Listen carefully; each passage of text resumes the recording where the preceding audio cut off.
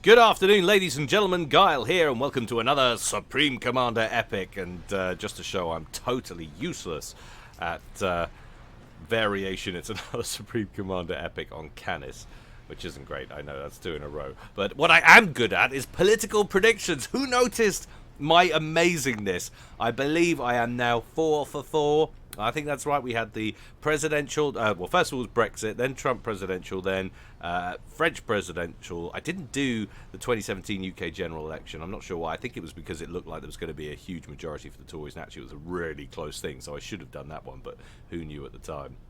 But then I did this one. I got it right. Slight caveat. Okay, admittedly, I predicted it was going to be close. And it wasn't. It was a landslide Tory victory. But, come on. It's splitting hairs right now. I actually asked somebody on the Facebook page, because I'm totally rubbish at maths, just scraped through my GCSE. Well, I got a B, it wasn't too bad, but huge tangents aside, let's get on with what we're talking about. Yeah, I said, what was the statistics of getting those 4 calls right? And I think he said it was like 6.5%, something like that, which is pretty good. And considering 2 of those were massive outriders as well, did not look like Trump was going to happen. It did not look like Brexit was going to happen either. That's not bad going, if I do say so myself. You guys can slam me in the comments, or credit me for my amazing skills, or slam me for being an evil Tory. It's all the same to me. I've been enjoying, yes, the compliments and abuse in equal measure that I've been getting so far. It's all good stuff. Anyway, on to today's game. As we said, it's going to be an epic, and it's going to be on Canis, but it is a 5v5 at this time instead of a 6v6, so that's enough variation, right? Of course it is. What I say goes anyway, so it doesn't really matter. Let's get on with the game. I'm ready, you guys are ready, and the players are ready. So let's go on over to the game zone and see how they're going to get on. Ka-ching! Instant loading, that's what we're going to talk about right now. First, Team 1 up here at the top, Team 2 down here at the bottom. Up here, top left position, it's Max Vazovsky. Max Vazovsky, and he's going Spetsnaz green. How very appropriate. I probably just insulted some poor Baltic person with a Russian slur. Russian slur? Slur's a drink. Slur. There we go. That was going on today. And he's going a UEF opening first land. Team member number 2 to his bottom right. It's Spirit Moon, tonight's lounge act at the Palace. Going Seraphim in Cyanide Scion, opening first land. Team member number 3, Blue Owl, going blue, how very sensible, Electric Blue, and opening first land, going Aeon. Team member number 4 in Orange, it's Noob Brutalis, and he's going Seraphim, opening first land. And last but not least for Team 1, it's Nova 795, going Combat Green, and going Seraphim first land. So 3 Seraphim there, a UEF and an Aeon for Team 1. Taking a look at Team 2, we've got Andri quadruple 7. Oh, wait, I did that. That's just for you. Our first spiky space socialist of the day, going Cyber and Bless him, opening first land. Team member number 2 to his northwest, we've got Latiklav, and he is going Aeon in mellow yellow, going first land. Team member number 3, another Cybrin, it's Resistance in Ferrari red, going first land, second air. Team member number 4, another Cybrin, land, followed by double air in Vivacious Violet, that is Ninray. And last but not least, Cybrin yet again, so it's almost an all Cybrin affair for Team 2. We have, is it Velik? Velik. Let's have a look there. Yeah, Velik. And he is going baby blue, opening first land. So what is that? That's 4 Cybrin and an Aeon there for Team 2. Game quality at 92%. And I forgot to actually mention, this is technically an average Joe's match. We do have 3 pros in here. Those pros are Resistance. He's on 1800. Then we've got Blue Owl for Team 1. He's a 1700. A 1500 Nova 795 also for Team 1. That's just about crossing the threshold of what we call a pro, and everybody else is sub 1500. So Joe status, but I mean, it's like, is it worth mentioning? It's like, it's a tough one. It's an eclectic mix, call it that way, but definitely well below half of the participants in today's game are pro level. So more or less something like Joe's status. Anything unusual going on the map? Doesn't seem that way. We've got pretty standard Canis going on. It is the 5v5. Oh, it's new fixed edition. I wonder what the changes are. Answers on a postcard or in the comment section below if you know what the new fixed edition has added to the map. Will be interesting to know for future casts. All of your contributions very helpfully and gratefully received. In comes 3 engineers there for Nova. Is that Nova? That is Nova. Let's have a look. Looks like Nova. He's dropping off another one right in the corner. Where's he heading with the rest of that transport? Wow, right the way down here. Looks pretty aggressive. A little bit of lab play there. Picks off what looked like a scout maybe, but comes across from the Mantis. I think that was a lab from Noob Brutalis, whose ACU is coming out and is going to run straight into Resistance and Laticlav's ACU, which are nearby. I'm sure they're both going to be going after that mechs. Meanwhile, situation over here, Ninray 2v1 versus Blue Owl and Spirit Moon, so very similar situations either side of the river. 2v1 ACUs going at it. Noob Brutalis with a little bit of extra wiggle room, being as he's a Seraphim com as compared to Ninray with that base 10,000 hit points Cybran chassis. He's hidden himself safely underwater, but of course yielding all of this reclaim to Blue Owl and Spirit Moon, and they're busy harvesting rocks and trees in there. New Brutalist looks like he's heading into the water as well, so it's a win for the double ACUs both sides of the river. All things tied up neatly between the two teams there. A little bit of an incursion over here potentially. Couple of Mech Marine labs. No, 3, sorry. And 1 Snoop. Down goes the engineer that was trying to get a PD online. That's going to slowly degrade at sub 300 HP there. They're going to get another engineer kill here and should be able to pick off that mechs and potentially that radar as well. They do have an inbound THAM. But looks like they might be bugging out after that little mini victory over there. Zooming in towards the top right, Nova 795 contending with a couple of run-bys here. Nice dealing with that from the air. One lone bomber just catching the stragglers as they make their way through this early game leaky defense that all teams are inevitably going to have. New Brutalist drops below 75% health. Resistance looking pretty comfortable right now. Hit points to spare. Attack pings going down on that land factory just to his northeast. T2 upgrade on the way for Ninray. Blue Owl is going to cross the river to put the smackdown on Resistance, who's managed to take out that land factory and scoop the mass. Laticlav bowling in from the southeast to assist. Now Noob Brutalist getting 2v1. Down goes the hydrocarbon as well.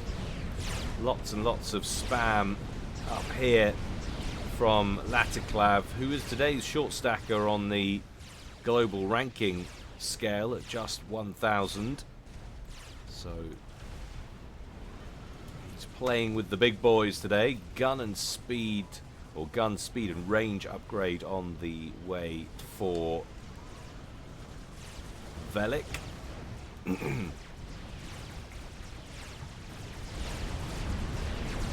Blue Owl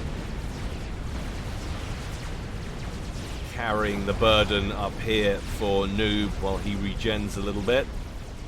Those Auroras from Laticlav are going to drop back slightly. Interesting air fracker above Team 1's base. T2 upgrade on the way for Max over in the far left.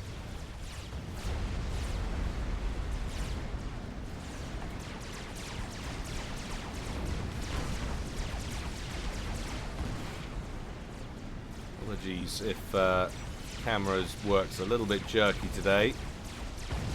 Need a new mouse mat. It's going full term.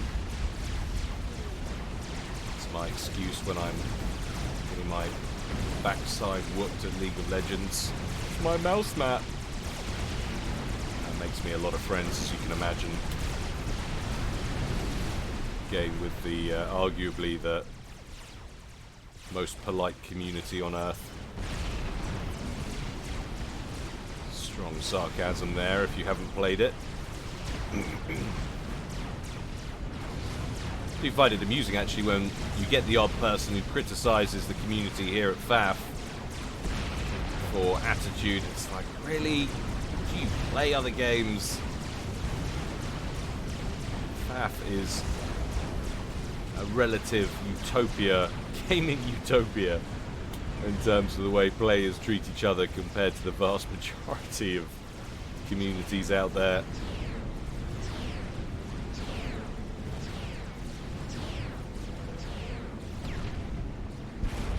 Decisive picking off a mechs there. Has he got the gun upgrade he has? Yeah. Bit of range on that Aeon Com. The engineer's going to die a death along with a Mantis or two on top of the plateau over in the east. Andri moving in more troops, hasn't finished off the wall sections down here. He's got one lone engineer building them. That's not going to get finished. So Nova manages to keep that pass open for the time being. One down here is getting locked down. In fact, they both are.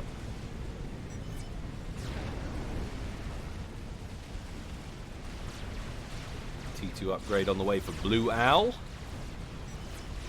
Pressure on the way from Velik. He's got a speed upgrade on that gun and is encroaching on Max's position over here. Max has the T2 upgrade in play already, and one Triad is working on another, then switches up to a T1 PD to help contend with these Mantis, which are pushing in from multiple directions. Got a lot of his own spam though, should get that operational.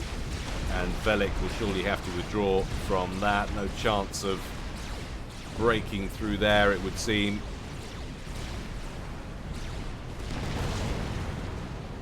Velik down to 6,500 hit points as he retreats. Solid hold there from Max. Never really looked in any danger. And tac missile trouble inbound from Team 1. Just picking off those upgraded T2 mexes belonging to Resistance. Coming from Nova over here. 6 kills to that tac missile launcher so far. Why is that so important? Well, that's the 1800 rated player we noted earlier on, Resistance. He will be the man for Team 2 to watch out for. One that Team 1 will be scared of and will want to mute or deal with or cripple as soon as humanly possible.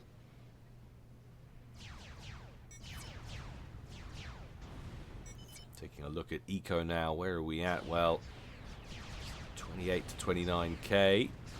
It's about 1,000 in it in terms of total mass. And if we hold it on generated Eco, it's 24. Sorry, total mass is 115 to 117, so that was reclaimed, but 244 generated to 234 in favor of Team 1. So Team 1 slightly ahead on generated Eco, slightly behind on total Eco. So reclaim temporarily giving them an advantage here, but Noob Brutalis caught out early game in sub 12 minutes. He's going to go down, and he's going to go down to Laticlav, our resident 1000 rated player. Solid work. Takes out the 1100 up here. And there goes the Haliborange Orange from Team 1, who were looking strong earlier on, just a moment ago, on their Eco. And now they find themselves in a spot of bother. Now, can they gain themselves a counter snag? Did Laticlav overextend? It's looking quite possible. Nova's pushing in now. He's got a Notha fighter bomber. He's surrounding Laticlav's commanders with his THAMs, trying to block the escape route. We've also got swarms of T1 coming in here from Spirit Moon as well. However, Laticlav has managed to get his Auroras up here. They're in formation and they're lobbing further shells over the top as well. Laticlav down to just over 4,000 hit points, but the majority of direct fire tanks have gone. Nova, says enough's enough. I've got to deal with this guy. In he comes with his comm. He's got the gun upgrade. He's got the T2 engineering suite. He's lobbing in overcharges. Switches temporarily up to the Auroras to take some of the damage out of those. Laticlav, though, about to go pop any second, and it's evened up a minute later. A minute and 10, 20 maybe at the most. And that is a nice bit of counter pushing there from Nova. So the two lowest rated players go out inside the first 15 minutes. And it's two of the front row players as well on both sides. You can already see Blue Owl has moved in to scoop the mass. And we'll see how that all develops and what, if anything, that changes in the dynamic of this game. Back over to the west. Velik, a nice little shielded outpost at the edge, the front edge of this plateau. Getting a Gunther up and running. Definitely wants to make sure he's got the point defense sorted first of all. Unfortunate point defense placement, not getting it right on the cliff edge there. So that Cerberus turret, like it's having an angry conversation with a mole right now. An actual mole, not the cyber unit, the mole. Poor choice of descriptive adjective there. And he's not going to roll in straight in one go. Just rolls up, allows his Lobos to lob shells in over the edge of that cliff face. Just stuck around for a bit longer and done a bit more damage. But Velik still on that plateau with his comm. ASF's now tangling up towards Team 1's base. Both of these teams hitting that T3 tech, vital linchpin of any long-running game.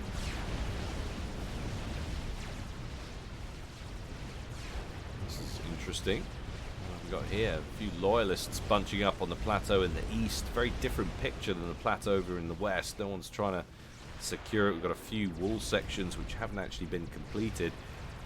Gunships being brought in to deal with those two Spectres from Blue Owl. Going to lock onto one of the loyalists in there. Where's the air power from Team 2? Such as it is, we've only got a couple of ASFs lingering around this side of the map. One of them was engaged there in interceptor scooping.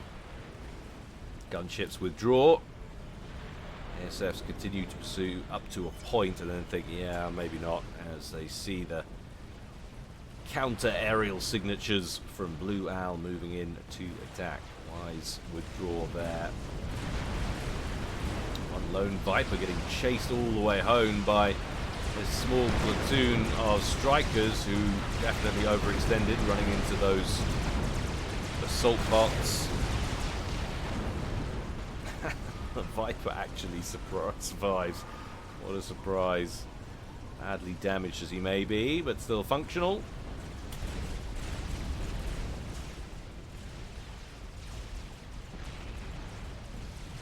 Now we're going to see a bit of counter pressure at Max's forward base.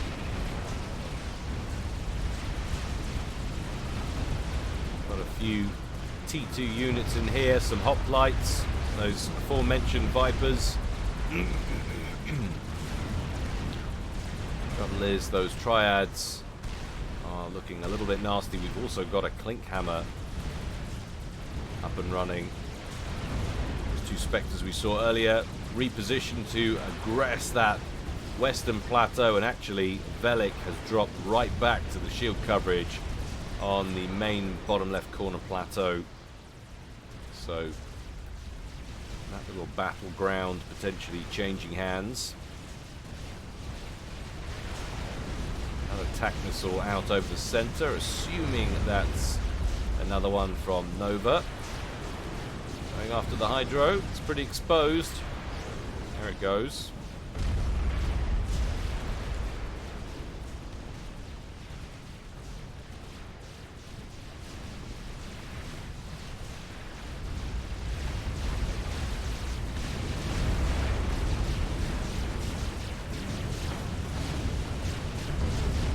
Nice little bit of pressure just south of the river, though, from Spirit Moon. That's a lot of Ilshivas equipped with their own Ioshivas in the back, and a few mobile missile launchers alongside. They've got range, they've got anti-air, and they've cleared out that forward position belonging to Ninray.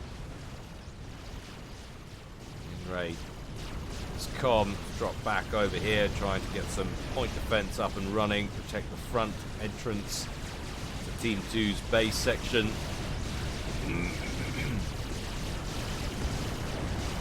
Few rhinos scooting around, trying to kite a little bit.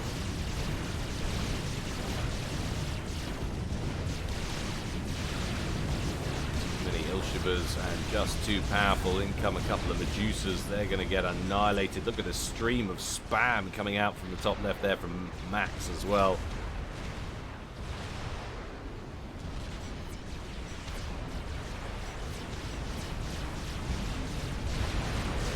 Stroll through the top left corner now.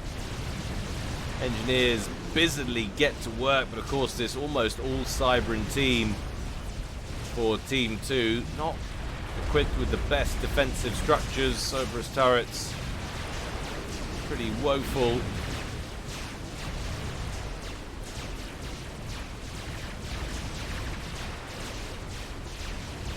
Loyalists will certainly help though.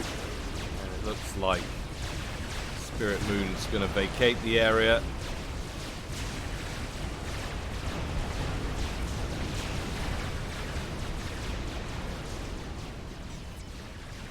Look at the spam coming in through the bottom left corner as well, though. T2 mechs belonging to Velik under threat there.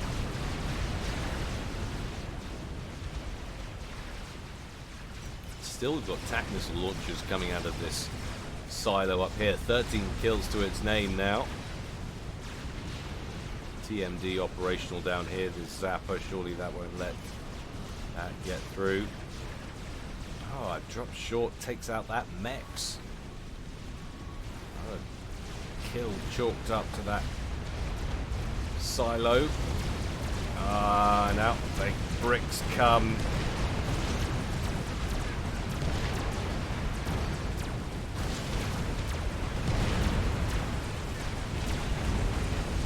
So careful with your positioning with this terrain.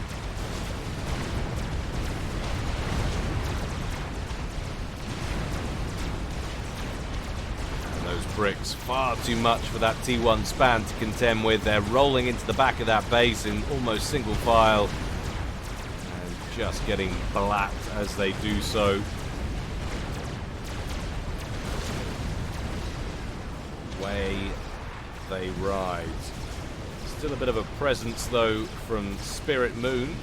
Remember, he had those mobile missile launchers in his unit mix, so he's sticking around to lob a few missiles in towards these outlying structures. They get chased down by the Loyalists, though. Feeding frenzy. 4 or 5 engineers on a merry reclaim mission.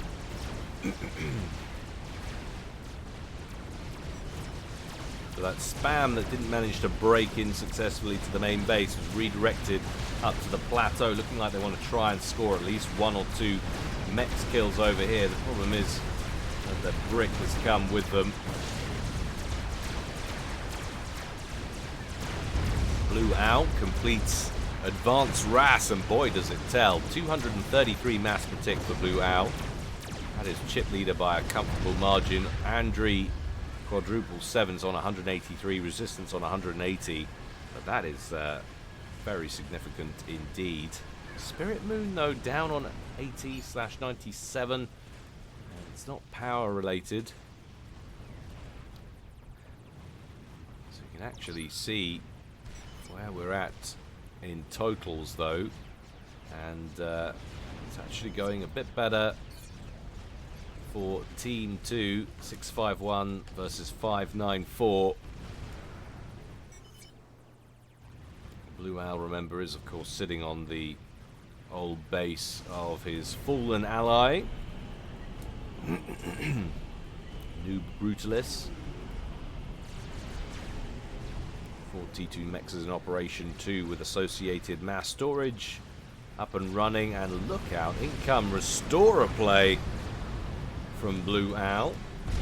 So he's comfortable at his aerial dominance, does have pretty solid air wing of ASFs lurking nearby, say definitely more than that of resistance. And of course, don't forget the Restorers themselves have formidable anti-air capabilities,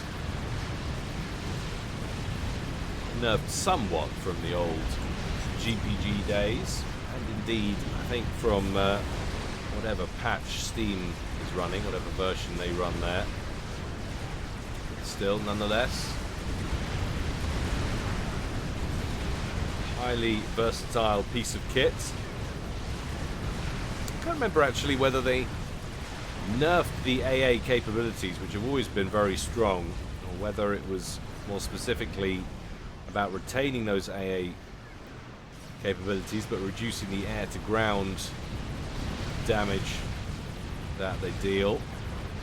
Well, this would be a coup if they can snag this T3 mechs. Relic on 166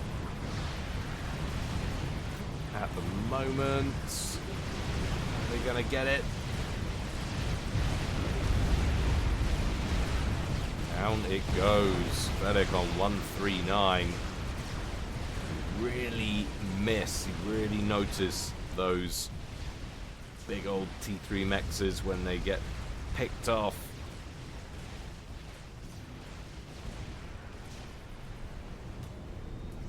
But upgrade. What's he doing? Actually, notify what's going on there.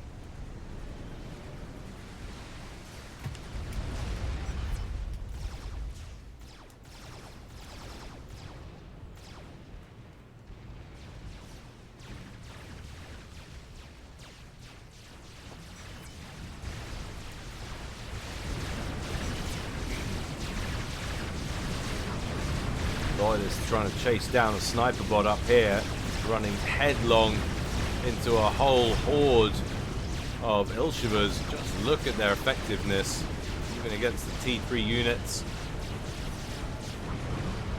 Such a good unit, the Ilshiva.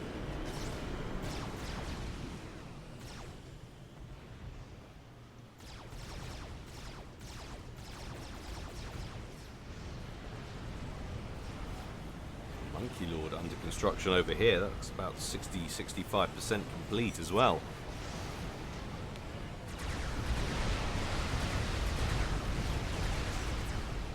Avenue for attack. Roll that straight up the right hand side and knock out the eastern plateau. That will chop into Nova's eco pretty substantially. Blue Owl up to 264 now. So much cash.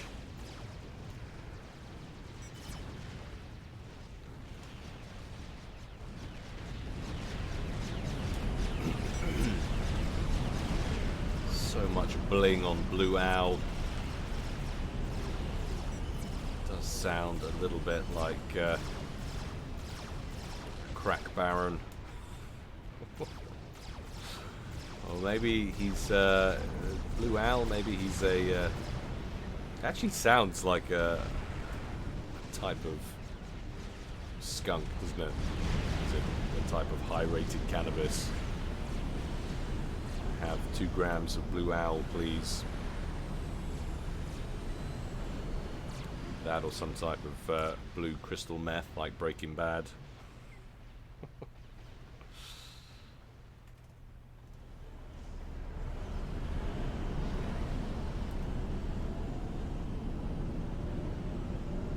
Lots of T3 reactors fueling those air factories.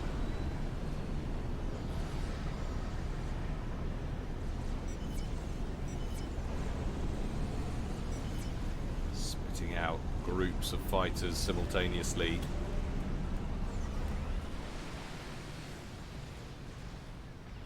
Huge quantities of anti-air down in the bottom left-hand corner for Velik. You see those Myrmidons all stacked up, and he's going to have a Monkey Lord before too long. But that first Monkey Lord we spotted just a moment ago for Andriy, now operational, now heading northwesterly before stopping off for a bite to eat. There's a very good burger restaurant under this shield.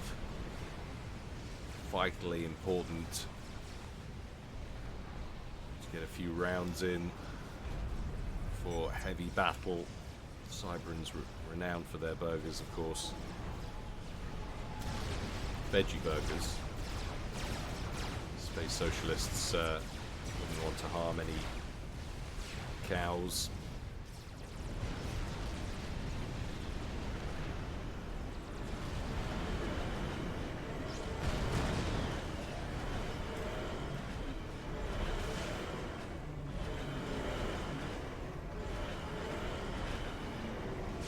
Aimless wandering around for these Ilshivas and that sniper bot.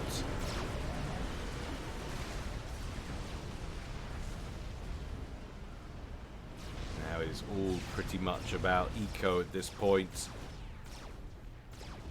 As these guys try and create armies big enough to do some damage. Well, we might have one now for Velik, who seems to be making a push over in the west. Going directly north up to the plateau. What's he got over here? He's got bouncers in solid number, so a lot of anti-air coverage to protect that Monkey Lord. Always very vulnerable to gunship attack.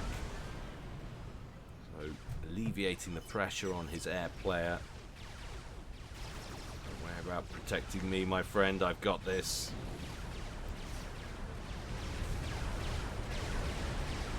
Worth just trundling that bot forward a bit, get that microwave laser trained on something, spool it up.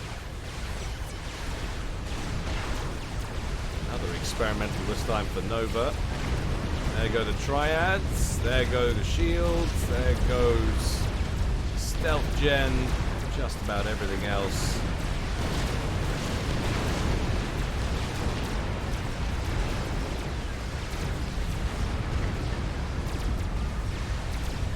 All the experimentals are coming out now.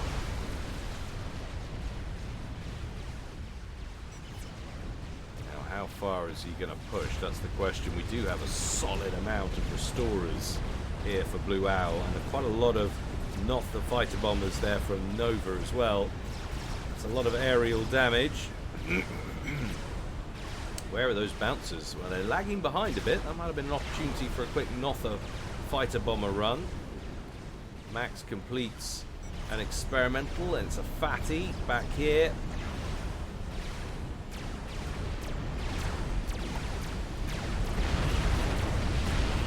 Oh, look at the damage being inflicted here. In come the restorers. Where are those bouncers? There's a lot of bricks there to do the work as well, remember. Bouncers actually engaging the fighter bombers for the time being. The experimental is down to 50% health. In comes a whole load of fighter bombers there from Spirit Moon, and just 4,000 hit points left on board that Monkey Lord, and a lot of those restorers still alive. They've moved off slightly to the east now that Resistance has brought in his ASF horde. Remember, of course, they don't want to be fighting over the top of those bouncers as well. They'd rather pick their battle out further to the east, away from all of that flak. But simultaneously over in the east, we have some counter pressure now coming in from Nova, who's about to take out that Monkey Lord we saw a little bit earlier on, that hadn't really done anything yet. That Ithota on 23,000 hit points and still going, taking out T3 P-Gens as he goes, and he's backed up by a whole horde of Ilshivas that are just rolling forward now taking out things as they go. Gonna get... Oh, that's poor Micro. Strolled too close to the reactor when they took it out. Whole lot of unnecessary Ilshiva death there. Always annoying. One quick command 3 or 4 seconds earlier would have avoided that. But still, not a bad result over here for the Ethota.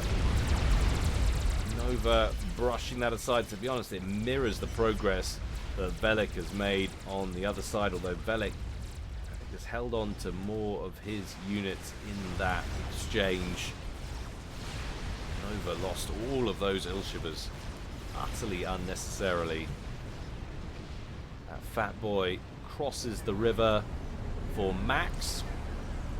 At the moment, these units down here, mix of bricks and bouncers, have cover from that hillock, but soon that fat boy is going to pass the threshold and have a firing solution on them. There we go. It's raining shells, and they are going to move on out of there. Not a bad call. Oof. Bouncers getting picked off in that. Barrage scaling the hill now, trying to get away to cover. Corsairs in the background. No, that's ASFs. And that Ethota still going, albeit not for very much longer. 1700, 1800 hit points. The last of the gunships that were being brought out to deal with them have gone down. In come the restorers now to assist Blue Owl's ASFs, which are now outnumbered.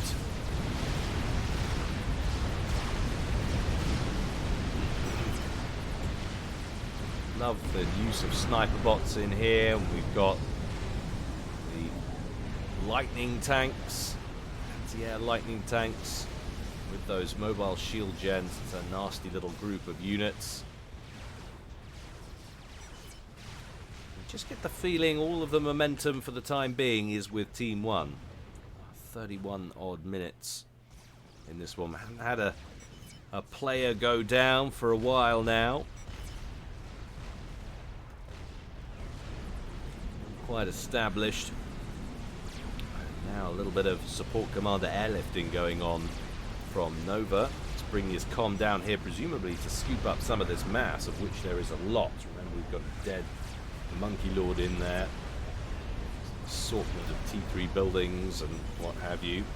Lots of mass to be pulled up there. A lot of engineers being brought in from Blue Owl who wants to get in on that action.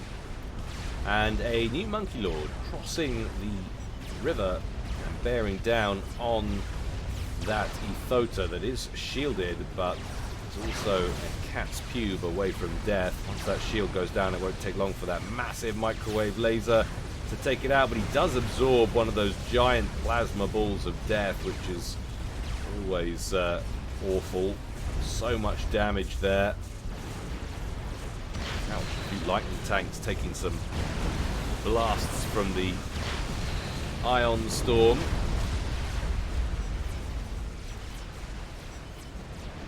But that bit of pressure coming down the eastern edge of the map there from Team 1 is contained.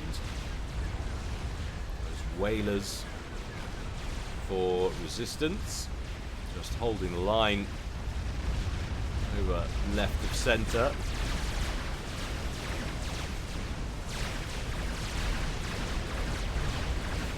Units of T1 spam trying to break in through the causeway. It wasn't going to happen though. Too many loyalists lying in wait.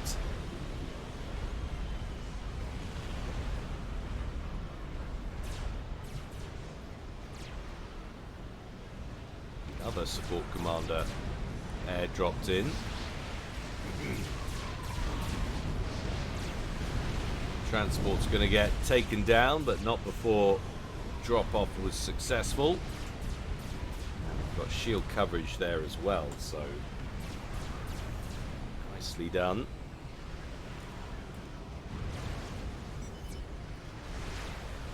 Restorers brought in to have a bang at all of the engineers trying to scoop the mass from that other experimental, that other spider bot, but they had a very bad day. That was probably not a great decision.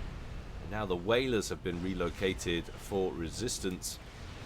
Looking like they want to make a play on this new base that Team 1 is setting up over in the east. That's actually quite a big territorial gain when you think about the pressure that you can exact on the main base down here. You can understand why Team 2 would want to prevent that from getting properly established. You want to have to deal with that on your doorstep.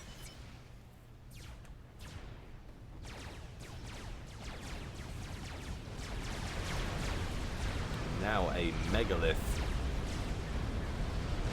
has been completed, and that's going to be handy to say the least to break up this little party which Team 2 aren't invited to. Soften up this area, potentially open up a new avenue of approach. And another Ithota from Nova, catching the whalers napping. You don't want to land there, my friends. Take a few hits before they manage to scoot on out of there. A couple of very badly damaged units in that mix.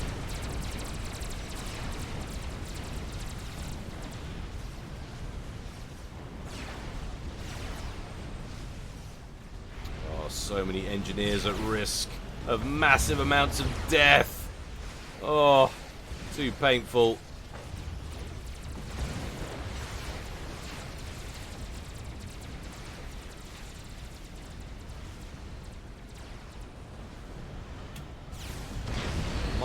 Might be ungainly experimentals, but excuse me. Another late night with a, what was it? Ligurian Thangor beast. Have I got that right? That's on a postcard if you know what I'm talking about there. I think I got that quote exactly wrong.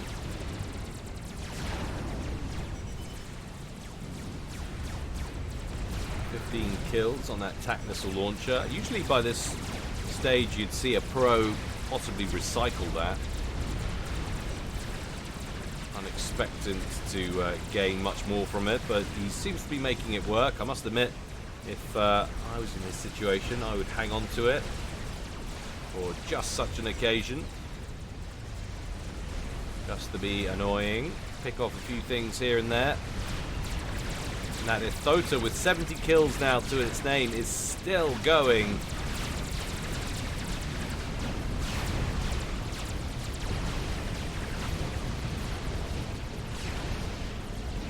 Not for long. Whalers locked in and down it goes, and they'll want to scoot on out of there and then get caught in the Iron Storm. If they hadn't got it, that megalith certainly would have. Megalith on this side. 5 kills now to its name, has definitely broken up that party. You can see engineers from his team moving into that position. It's me. Looks like he had a decent amount of artillery assistance there. We've got a couple of trebuchets. A well-peppered zone right where that forward army of Spirit Moons was lurking. Hello. A little bit of artillery on the way. Static T3.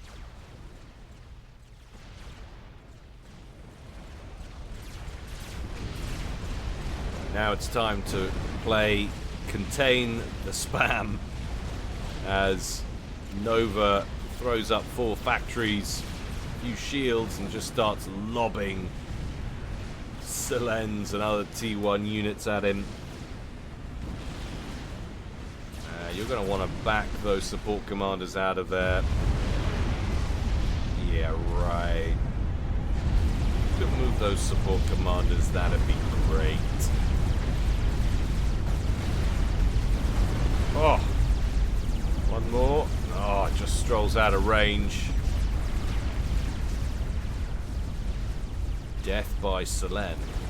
That would be a new one. At this point I would just get that to lay a brick or something and get the brick to kill them all. He does have assistance back here though. Monkey Lord inbound from Andri.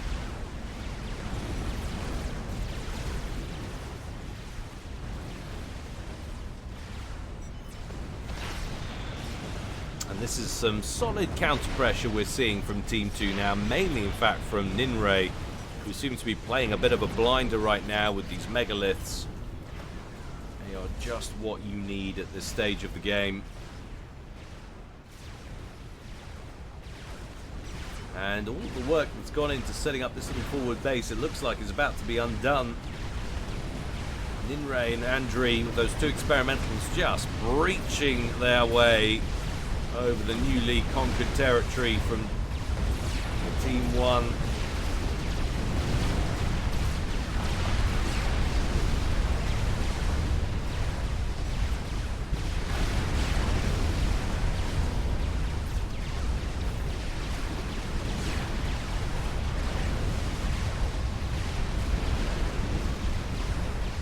Engineers frantically trying to make it to safety, not known for their speed.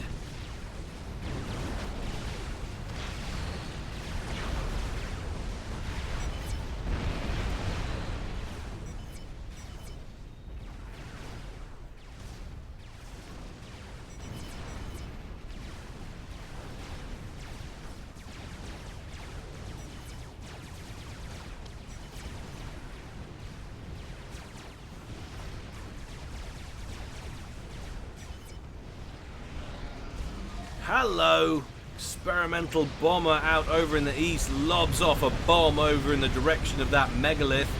Doesn't connect flushly with the chassis, but does manage to wing it. And now there's a massive air engagement kicking off right by that experimental bomber as both Velik and Resistance trying to take it down. Velik's going to get punished pretty hard on ASF counts. But they'll take that. And it hasn't landed. It's landed pretty well, actually. You can harvest that now and save turns. Look like that might drift on a bit and cause a few problems for people on the ground. But look at what I'm seeing here. We are in official T3 RT stage of this one. Those static T3 shells raining down from Team 2.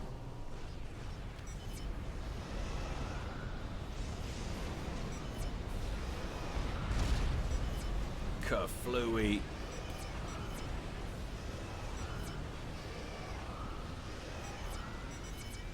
Definitely doesn't look as cool as the UEF ones.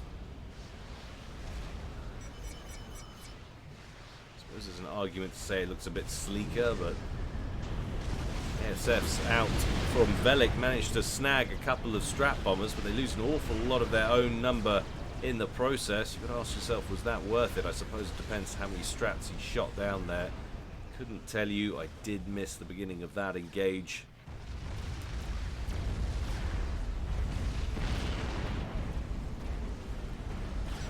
Once again, Ninray on the warpath with that experimental. Nova has to be unhappy with the result of that experimental bomber as well. Phenomenally expensive. Didn't really manage to get an awful lot done with it. Coming up to 41 minutes down. Total mass figures 1.88 or 1.89 million there for Team 1 versus 1.81 million for Team 2.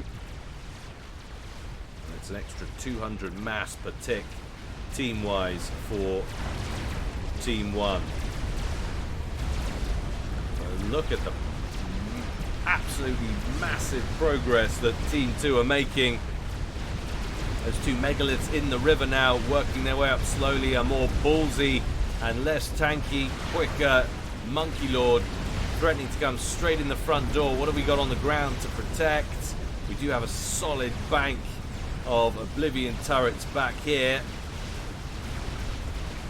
Fat Boy over to the left, but we've also got a brick wall breaking through. We do have T3 units on the ground to help defend, but they are only Titans, except these 2 or 3 units over here. We've got a couple of Percys in there, and they've got the benefit of some shield coverage too. Desperately trying to chase down that Fat Boy.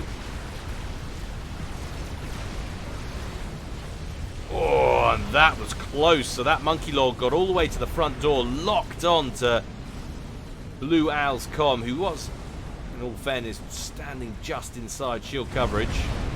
But now they've got a whole new set of problems as those crabs are bowling in through the front door. And Spirit Moon, what are you doing? That has to be a misclick. Or maybe he just didn't see those giant, and I mean giant, experimentals coming his way. That's horrible positioning, and I can't believe what I'm seeing, but they aren't engaging that commander. Quantum Gateway looking exposed. Blue Owl completes an experimental. This is a wonderful bit of pressure now from Team 2, who really do need to make something happen here. Crab over in the east has taken some damage. That's withdrawing back over the plateau. Monkey Lord still in relatively good health. But what are you doing, Spirit Moon? Get out of there! I swear he just wanted to die. Why, when you'd just gotten away with that encounter, would you hang about? I'm guessing he was trying to overcharge. He had some mobile shield gens with him, but still. 2 crabs, what are you doing? Just deadly, and that's pretty huge. There go all the support commanders and that base section of Spirit Moon and Team 1, who were doing pretty damn well up until about 30 seconds ago. Now a player down. That Fat Boy's badly damaged. They really could do with trying to take that out. Doesn't want to land too much mass on his doorstep. This crippled megalith that's badly damaged is being withdrawn. What's he going after? Why would you take out the Fat Boy? You're taking so much unnecessary damage. I know what he's going after. He wants to kill this T3 artillery piece, which is nearly done, and he's going to manage it. But how many more things could he have killed if he'd have switched, killed up the Fat Boy, and then gone on to everything else? I think he panicked a bit there. I think he could have got more done. He's now deep into the red, sub 10,000 hit points. Can he manage to set off a chain reaction? That would be pretty huge against Blue Owl. Yes, he has. Down go all of the power plants. Just a moment before the crab is finished off. Blue Owl must be absolutely fuming. He's lost a bunch of his air factories as well, and almost all, or substantially most of his power. He's not negative power. I humbly suggest that's only, though, because he's lost everything else that he would otherwise use to build with. And what's coming in here? We've got a commander gating in, a Cybran Telemazer coming in from Team 2. It's Velik, and he's just going to cause trouble all day, going after the support commanders just before that Galactic Colossus was completed. In come the Mercies, though. Was this a good idea or a horrible idea? He's going after Blue Owl, and the Mercies and the Oblivion turrets down here might just get him. Blue Owl is on around 6,500 hit points. Velik on about 8,000, somewhere in that region. He pulls away from Blue Owl's base to put some pressure down on Nova's main power facilities. But the Mercies keep coming. He's down to 4,500 hit points, and now he goes. He just gifted himself on a plate, but did manage to get some work done. I think he just wanted to get in there, take out Blue Owl, their lead air player, maybe take down 1 or 2 other people with him, but jeez Louise, that wasn't necessary. Will that be crucial? Time will tell. There's a lot of shells switching ends now. I think more going north than are coming south. Resistance in his base seems to have stacked up a tidy few disruptors. We've got 1 Duke here belonging to Max. Another experimental bomber nearly done. An experimental bomber finished over on the plateau there, so Nova's very close to having 2 of those. How many? My God, look at the urban sprawl from Resistance. So much power generation, so many shields. That's a pretty solid base right there. Of course, when one goes, the whole lot might. How many disruptors are we looking at here? Oh, it looks like just the 1 from Resistance, at least. I swear I saw more shells going north. Do we have 1 in the mix? Oh, well, we've got 1 that's just been started, and another 1 over here that's just been started Andrew.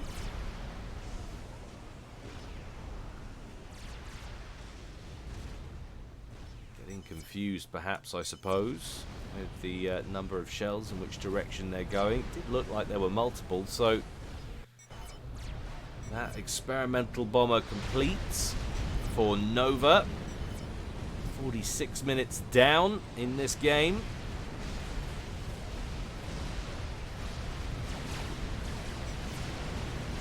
He's going to join his buddy over here, and that could really make a mess of your face, a double experimental bomber. Air engagement kicks off right before he's going to want to use those strap bombers brought in while the others were distracted, but not distracted enough. Where are they headed? Who knows? I guess they might have been coming in for a snipe attempt over here. There aren't any ACUs over here, but they're confused with some of those support commanders maybe. One gets shot down. They're going after resistance. They've got him. They've got resistance. All of that urban sprawl is going to go up, and in fact it looks like they've still got that experimental bomber, and it's in good shape, more or less. They are defending ASFs there from Ninray, and they get a bomb off on Andrew, who's down to just over 1,000 hit points. They will shoot that experimental bomber down, but that's an outrageous turn of events. And suddenly, Team 2 looking like they're in a commanding position. It's all leveled up once again.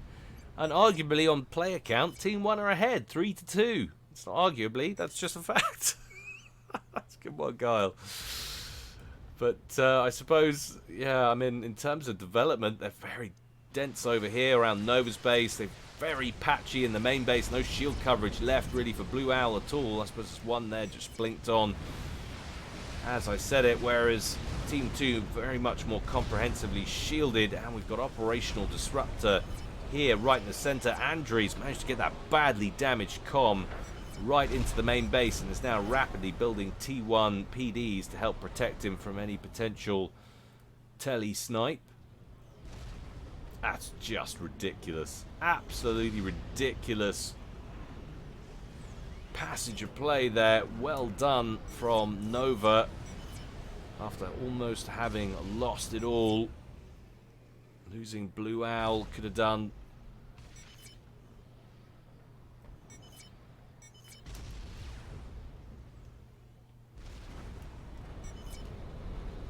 megaliths under construction the whole time. Right now, where are we at generated eco? Now Team 2's in the lead. 992 versus 918. They are up quite a lot overall as well on total mass. 2.57 million versus 2.42 million. So that gap ever increasing. Another disruptor on the way. That's coming up to a third done. 3 megaliths. Terrifying prospects when that's knocking on your front door. So much front-loaded firepower. So much tank. Very tough to deal with. Max making his home right up at the top. Got a few kennels nearby belonging to Blue Owl. Let's just finish off that shield gen up at the back to help protect these mass fab farms.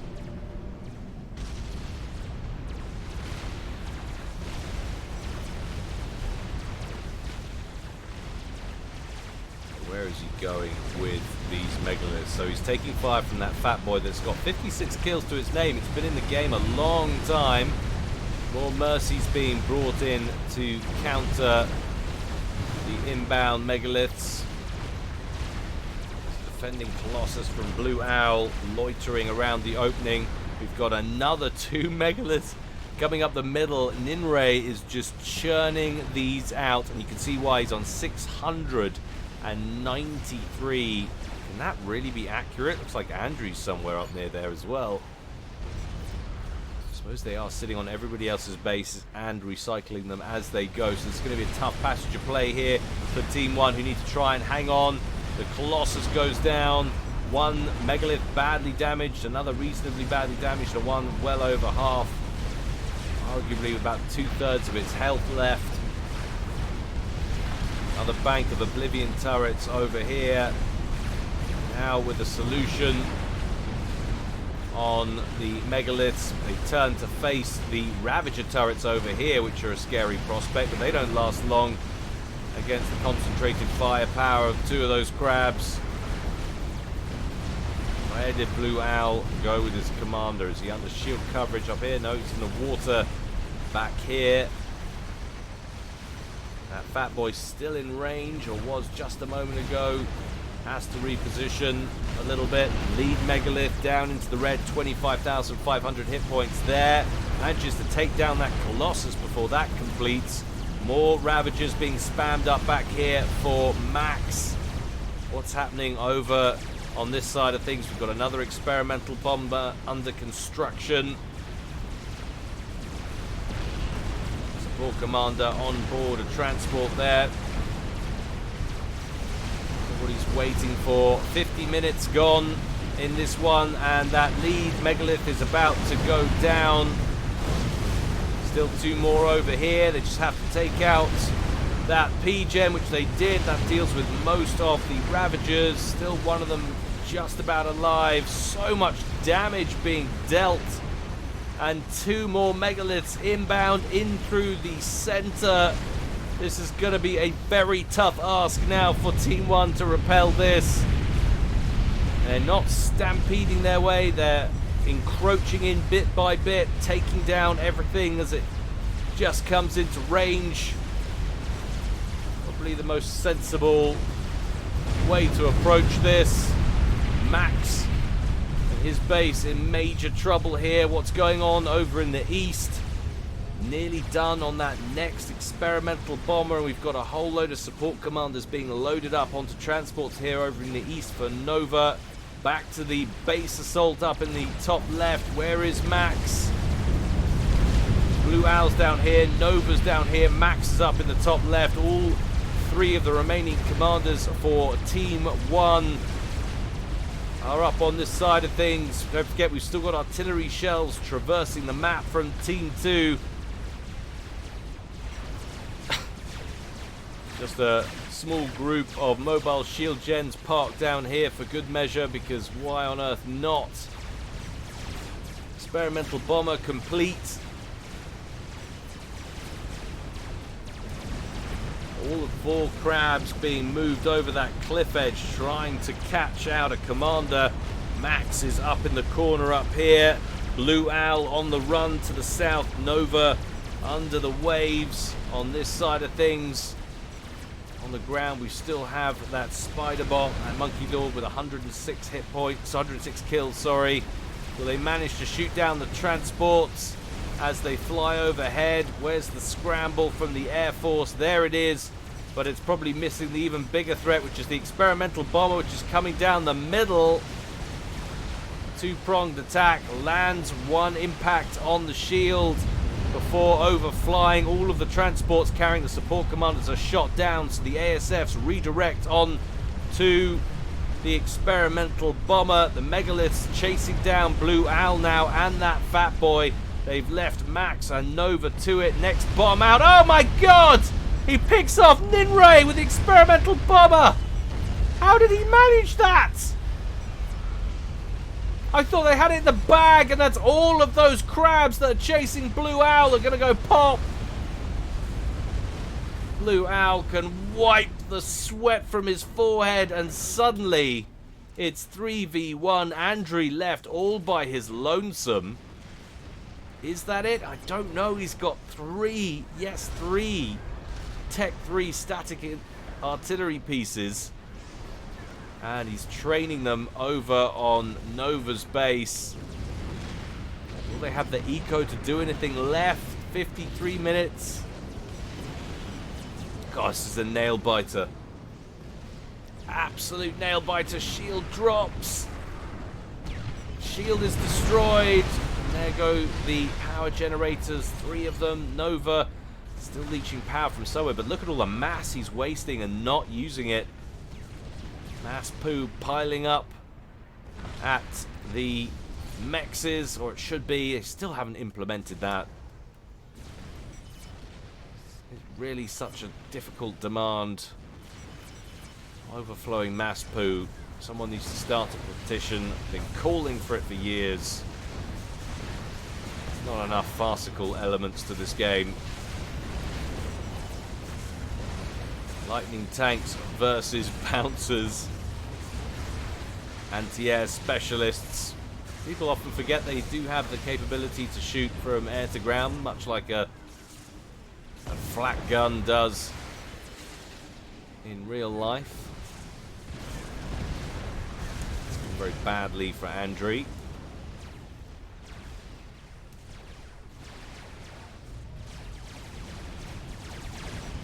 Monkey bot.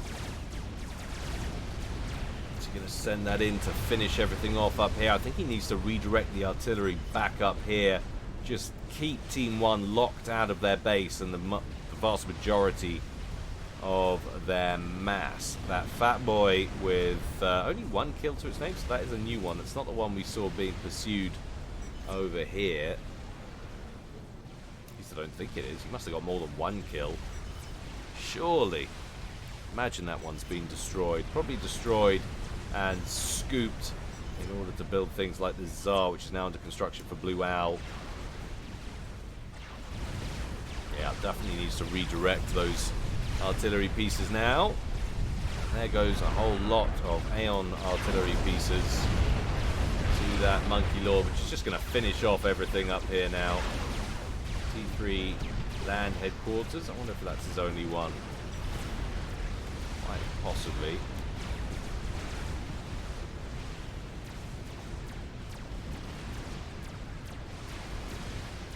Needs to get support commanders out. There's so much mass here to be garnered. But he is a... What? He got picked off by artillery.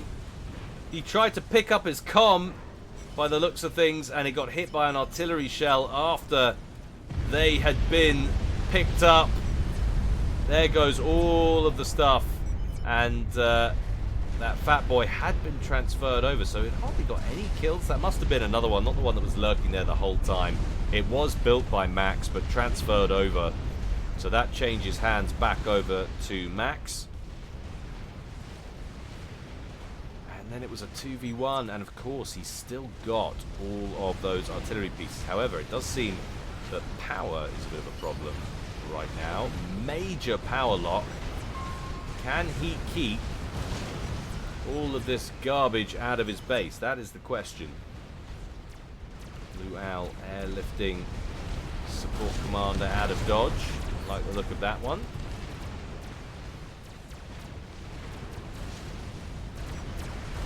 Big old group of bricks just following up that trail of ants, squashing them as they go.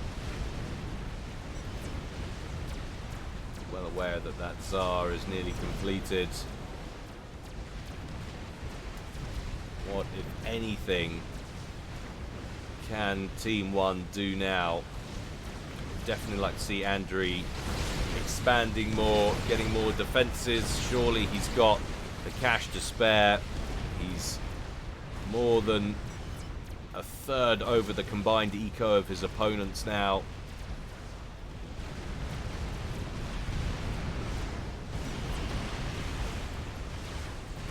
Losing power situation seems to be resolved, reasonably resolved. Now, is Andriy going to run out of bricks before they get to this fat boy? Quite potentially.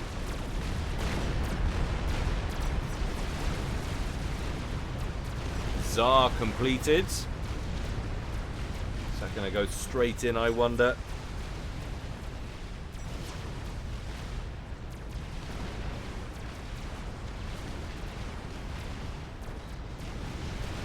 "57 minutes gone."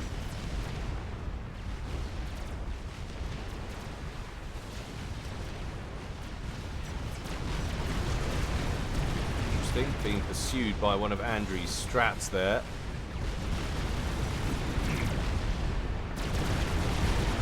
bricks so badly damaged. They're just about to get into range of the fat boy, and there's virtually nothing left. Speaking of not much left, there aren't many ASFs left for Andriy, so shooting this thing down is going to be tricky. He has got these bouncers down here. They're going to do a fair bit of damage.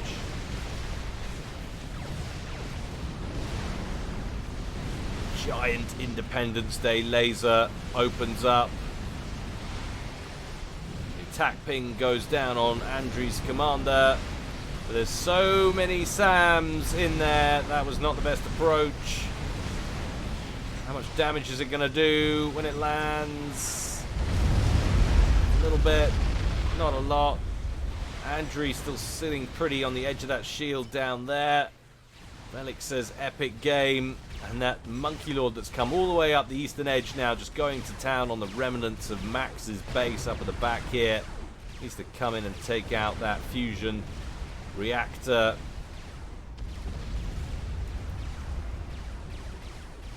Those T3 artillery pieces raining down on top of Owl's base. Top of Owl himself, that fat boy, standing right next to the P-Gen when it gets hit. And there it goes. Blue Owl moves on to the next one. Next shield gen, the next Tsar.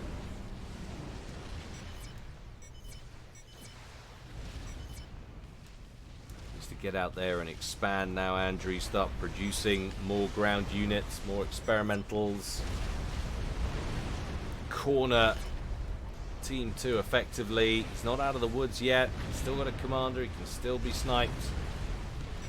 If they can muster the tools to do it. Looking like a major unlikely plot point at this part of the game, but you never know. Whaler locks onto Blue Owl, and Team 1 are just completely out of Air Force now. They've got no planes left to defend. More Whalers inbound. There goes the Control K. I'm sure it was. Or maybe not. No, I'm sure it wasn't. By the looks of things, it must have been an artillery shell that finished him off. Blue Owl is out. Where is Max? Control K. Control K from Max. That's game for Team 2. What a back and forth. You never knew who was in the lead really from one moment to the other, with the exception maybe of the last 5-10 minutes there. Andriy sticking out with a very depleted Team 1 from Blue Owl and Max. Ooh, quite worn out after that. I hope you enjoyed it, guys. I certainly did. I think I might be able to squeeze in one more cast before Christmas. I'm not 100% though, so if I don't see you, have a very Merry Christmas, guys. But do look on out, because there might be another one beforehand. Don't forget, if you feel so inclined, send me a Christmas present via Patreon. Why not? Or to PayPal, because, you know, it's Christmas. All support very greatly received, guys. But enough love to all of you. It's been another amazing year, and you guys keep watching. I'll keep casting because I just enjoy what I do. Until next time, guys, stay well and stay safe. This is Guile signing out.